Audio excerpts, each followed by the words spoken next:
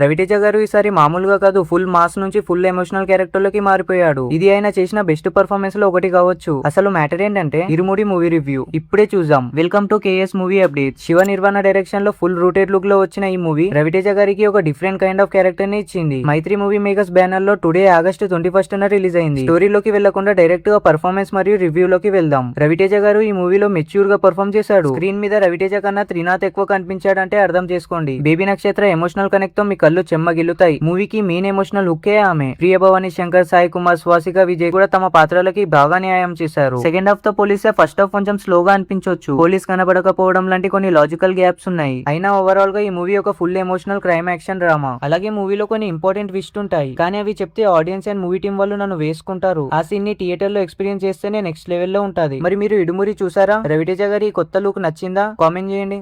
అలాగే KS movie updates ని మర్చిపోకుండా సబ్స్క్రైబ్ చేసుకోండి గైస్.